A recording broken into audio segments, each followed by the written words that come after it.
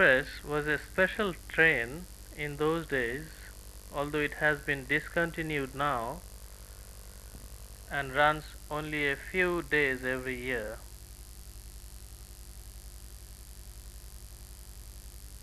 Of the Orient Express in those days.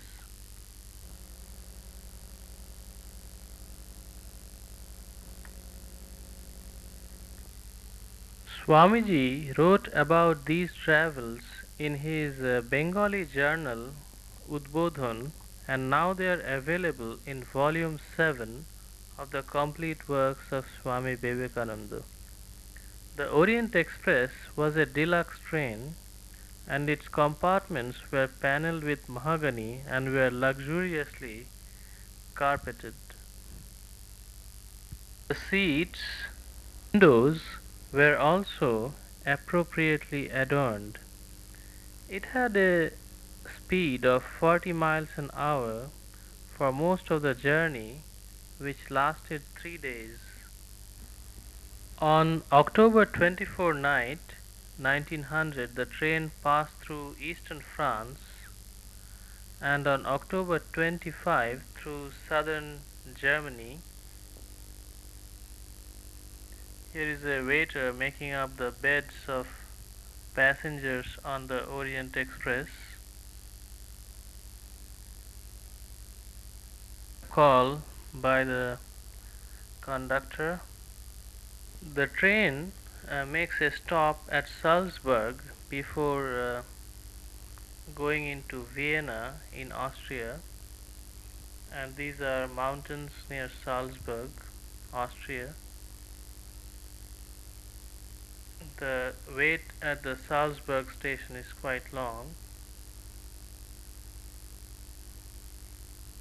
Some views of Salzburg which Swamiji must have seen on October 25 from the train. The train moves on from Salzburg towards Vienna, and passengers have an elaborate lunch.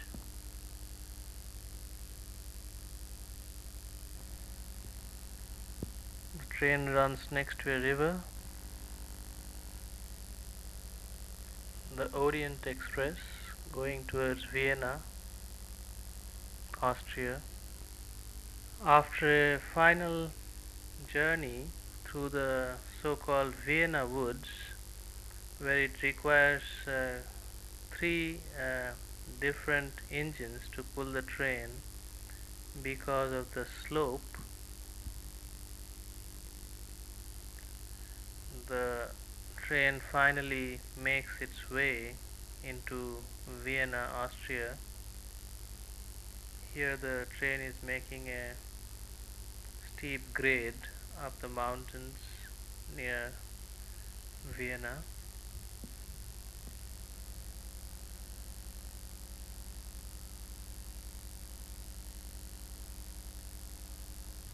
The next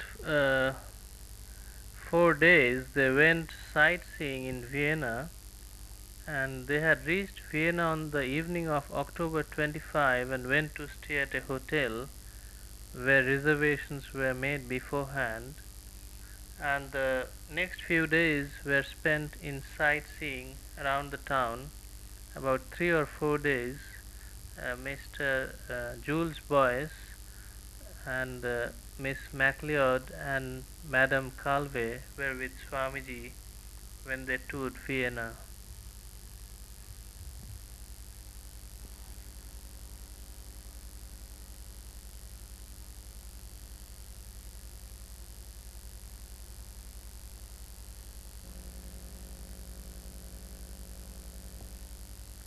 However, Swamiji got tired of Vienna and commented that it was not so impressive after Paris. They visited the Schönbrunn Palace, which is seen here, and the museum and the art gallery, but we don't see them in this video right here. This is the garden of the Schönbrunn Palace. In Vienna, Swamiji liked the scientific museum the best of all, and though he liked Vienna, he was tired. After leaving Vienna on October 29, their train went through Hungary, Serbia, Romania, and Bulgaria, stopping at Belgrade and Budapest.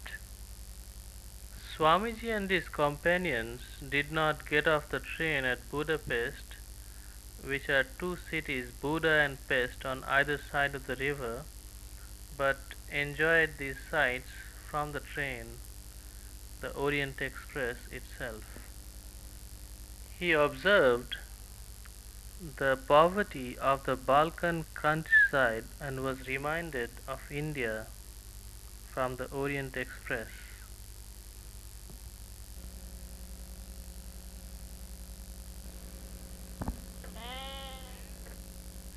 The train passed through Romania and made a stop at Bucharest, although Swamiji did not get down here either. At last they crossed into Turkey by the Orient Express, reaching Istanbul or Constantinople, and saw Charles Lawson again here at a college in Üsküdar across the bay here. After about 10 days in Istanbul, Swamiji went to Athens by boat. This is still Istanbul, Constantinople. After about 10 days in Istanbul, Swamiji went to Athens by boat. He visited the ancient ruins of the Greek civilization and also a monastery on an island. In Athens, he went to see the Acropolis,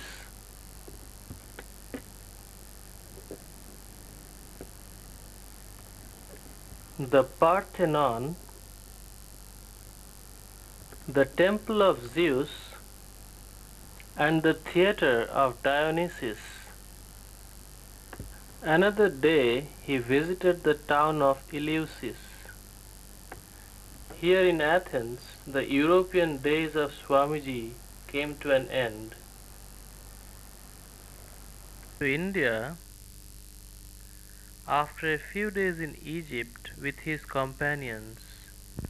This brings us to the end of his biography of his days in Europe, and next we go over to European writers and scholars who have commented on either Ramakrishna Vivekananda or Indology and Indian studies in general. First comes to mind is the French literature Nobel laureate Romarola, who wrote extensively on Ramakrishna and Swami Vivekananda. These are some poetic descriptions of his. Roland was a novelist, and they might be compared by his Bengali counterpart, who is Achinta Kumar Sengupta, who wrote a similar biography of Ramakrishna in a poetic fashion. Thus, Roland, a novelist, and who is incidentally hardly known in France, is the French counterpart of Achinta Kumar Sengupta, who wrote about Ramakrishna in Bengali. The most significant sociological contribution to the study of India has come from Max Weber, who died in 1920 in the early part of the 20th century. Some modern comments on Weber's contribution to this understanding about India. Few European Indologists of this century subscribe to a philosophical position as that of Paul Deussen. The commitment to philological exploration and historical understanding prevails even among Indologists who take a special interest in Indian philosophical literature. Among born Europeans who have carried on research on India in the later half of the 20th century, we will mention some prominent ones here. First is Swami Agyayananda Bharati, who was professor of anthropology at Syracuse University. He was born in Austria as Leopold Fischer, became a Hindu at age 16, learned several Indian languages in his teens. He was the only European who joined Subhash Chandra Bose's Free India Legion in Germany. After the war, he came to join the Ramakrishna Mission, was expelled from the order as he did not believe in the concept of avatars. He was later ordained a monk of the Sankaracharya order and traveled in India on foot. He became famous through his autobiography and later wrote many books on Hinduism and anthropology. Many considered him the top living authority of Hinduism who also knew English. Entries in the Encyclopedia Britannica about Hinduism were written by him. After his passing in 1991, the Syracuse University has inaugurated an Agyayananda Bharati Memorial Fund and an annual Agyayananda Bharati Memorial Lecture to be delivered by a renowned Indologist. In 1993, his students and colleagues at the department in Syracuse published a special volume in his memory. In her introduction to this book, the current chairperson of the department, Professor Susan Wadley, says, Bharati was the centerpiece in more ways than one of the anthropology at Syracuse for more than 30 years that he taught here. Sometime in the early 70s, the students termed him Anthro-Man. A poster-sized picture of him was hung in the main hall of whatever building we then inhabited, and the nickname lovingly given was a reference to both his size and his domination by presence and spirit of this department. He remains in my eyes always Anthro-Man, and I will never think of anthropology at Syracuse without thinking of Swami. The book continues with some quotations from his various published works, 10 different memoirs from his graduate students, and excerpts from student letters sent to him. The commemoration volume also includes a complete list of all his 600 odd publications starting from 1950 through 1993 and 94.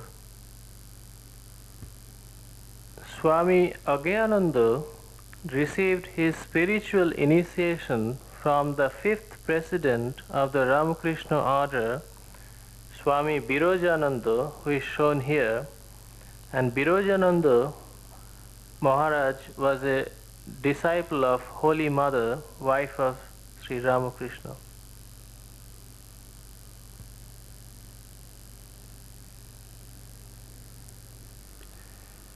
Professor Paul Hacker, an eminent German Indologist, was director of the Institute of Indology at Munster till 1978. Professor Hacker, who died in 1979, made pioneering contributions and developed new and exemplary methods of research. Among his many books are an historical analysis of Advaita Vedanta and another one on Prahlada, growth and transformations of an ideal being. Professor Hacker also studied Neo-Hinduism.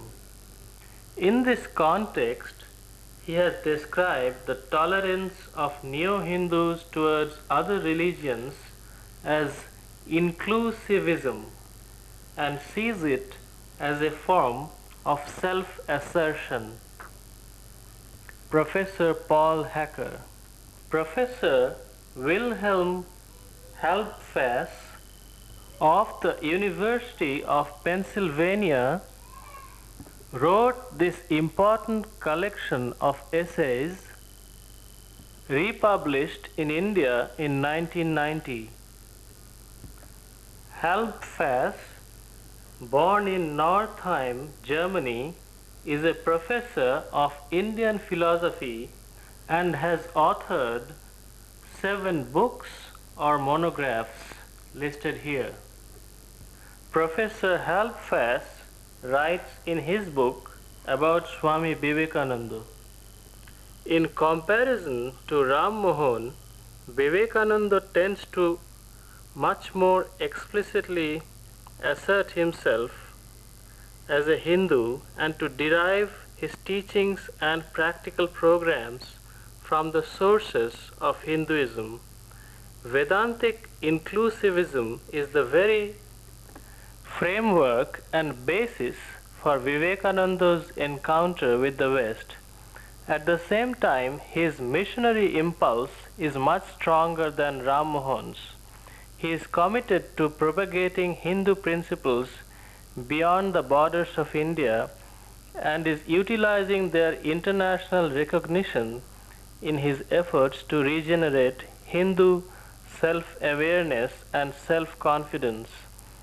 In general, Vivekananda's references to the mutual relations and the similarities and dissimilarities between India and the West, both in terms of India's self-representation for the West and its self-assertion against it, are much more explicit than was the case with his predecessors. His travels to the West play an exemplary and programmatic role in Vivekananda's life. Again and again, he speaks to Western audiences about India and Hinduism, to his own countrymen about the West, and to both sides about their mutual relationship. He simplifies and schematizes. He lives and practices the problematic and ambivalent positions which Neo-Hinduism occupies between India and the West. He adopts Western motifs of self-criticism and the search for India and transforms them into aspects of Hindu self-assertion. He appeals in a rhetorically effective manner to ideas and values which many Europeans find lacking in their own tradition and present, and he demonstrates the extent to which the Neo-Hindu dialogue with the West employs or presupposes Western means of self-reflection and self-critique. Professor Halbfass continues, Vivekananda's knowledge of European philosophy remained important for him even after he had encounter with Ramakrishna that was to be so crucial for his religious and philosophical orientation and his self-awareness. As a Hindu, he became Ramakrishna's favorite student and presented himself as his instrument. In India and on his journeys to Europe and America, most conspicuously at the World Parliament of Religions in Chicago 1893, he appeared as the herald of the Hinduism which Ramakrishna embodied, and in Ramakrishna he found a secure tenure where they had previously been only searching and doubt, and a kind of Indian answer to Europe which did not even require verbalization and conceptualization.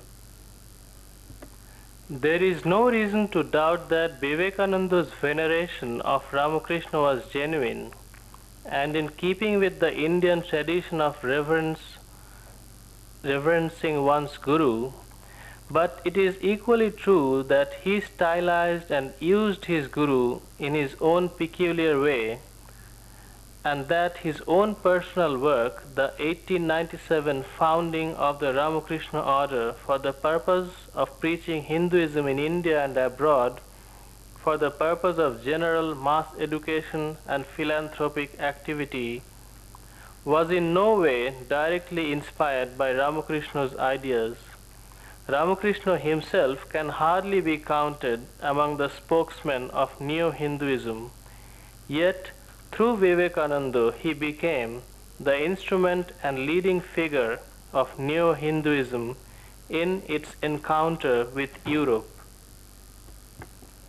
With this idea of a practical Vedanta formulated in his famous 4 lectures delivered in London, Vivekananda takes a step which is clearly beyond not just the teachings of the classical Vedanta, but also those of his master Ramakrishna. As we have seen, Ramakrishna considered such an engagement in the world and for the world as merely one form of attachment to the world. Yet, it is not only this program of practical and applied Vedanta which distinguishes Vivekananda from Ramakrishna. Together with his will to social reform, Vivekananda develops a tendency to contrast pure origins with later forms of degeneration, for which his master most certainly did not provide an example or a justification. Whereas Ramakrishna generally adhered to the evolved whole of Hinduism, Vivekananda comes close to the search for origins and awareness of degeneration expressed by Ram Mohan Roy. With this, we end the quote from Professor Halbfass's book.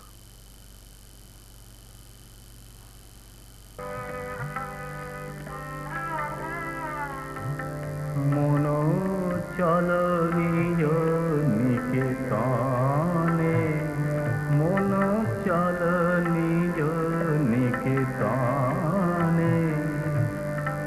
সংসার বিদেশে বিদেশি দেশে ভ্রম কেন অকারণে মন চল নিজ নিকেতনে মন চল নিজ নিকেতনে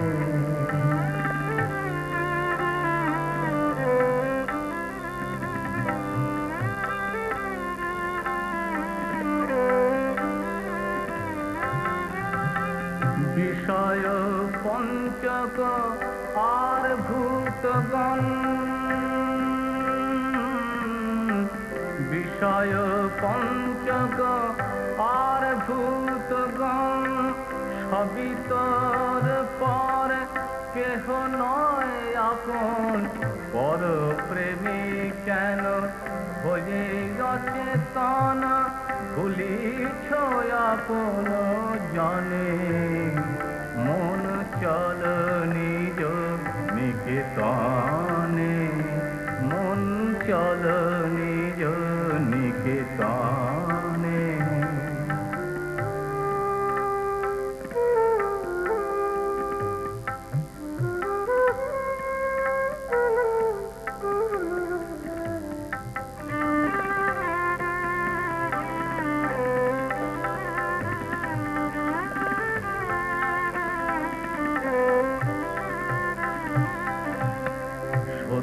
পথে মন কর আরোহণ প্রেমের আলো জালে চলয় অনুক্ষণ সঙ্গেতে সম্বল রাখো পুণ্য ধন সঙ্গেতে সম্বল রাখো পুণ্য ধন গোপনে অতি যতনে লোভ মোহ আদি পথে দশগণ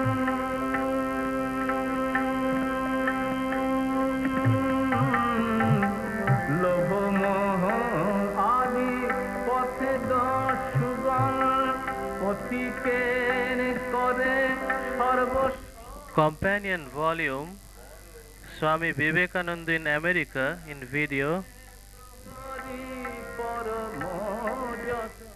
and a book recently published by Dr. Chattopadhyay, Swami Vivekananda in the West, complete with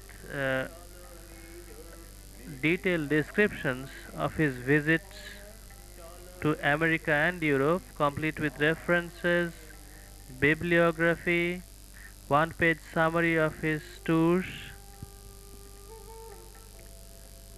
bibliography and other supplementary material published both in America and in India.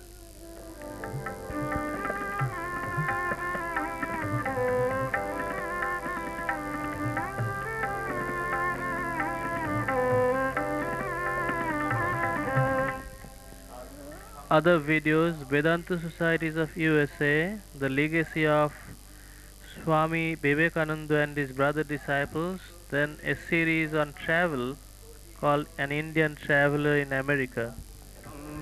নামে আছে পান্থধাম শান্ত সাধু সঙ্গ নামে আছে পান্থধাম শান্ত হলে তথায় করিবে বিশ্রাম পথভ্রান্ত হলে শুধাইবে পথ সে পান্থ নিবাসী গণে যদি দেখো পথে ভজে দিরাকার যদি the great Nobel laureate and scholar has said in one place that it is not Swamiji's influence on America, but his words were like music. The stirring phrase of Beethoven, the rhythm of Handel choruses, and whenever at a distance of 27 years he spoke about this in 1929. So whenever I touch them, these words of each in gold print, I find an electric shock pass through my life. So, if I have to talk about the influence of Swami Vivekananda on যদি দেখো পথে ভজে দিদাকার প্রাণে পণে দিও দোহাই রাজার যদি দেখো পথে ভজে দিদাকার প্রাণে পণে দিও দোহাই রাজার সে পথে রাজার প্রবল প্রতাপ সে পথে রাজার প্রবল প্রতাপ সমন্তরে যার শাসনে মন চল নিজ নিকেতনে মন চল নিজ নিকেতনে সংসার বিদেশে বিদেশি দেশে সংসার বিদেশে বিদেশি দেশে থমক কেন কারণে মন চল নিজ নিকেতনে মন চল নিজ নিকেতনে বলো নিজ নিখে